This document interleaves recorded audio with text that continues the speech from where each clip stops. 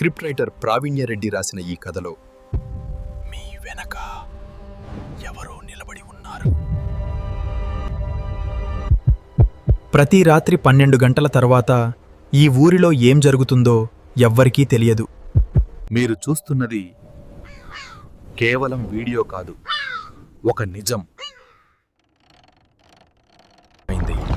దయచేసి స్కిప్ చేయకండి, ఇప్పటికే ఆలస్యమయ్యింది.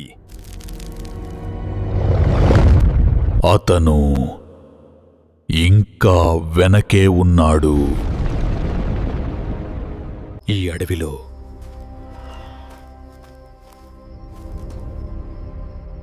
ఒకే ఒక్క రూలుంది. ఒక చిన్న గ్రామం పక్కన ఒక పెద్ద అడవి ఉండేది. ఒక కుర్రాడు క్యూరియాసిటీ వల్ల అడవిలోకి వెళ్ళాడు. వచ్చావా?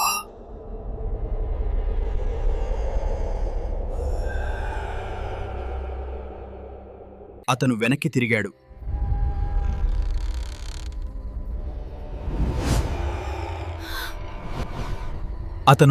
తిరిగాడు. కానీ అక్కడ ఎవరూ లేరు. అతను పరుగెత్తడం మొదలుపెట్టాడు.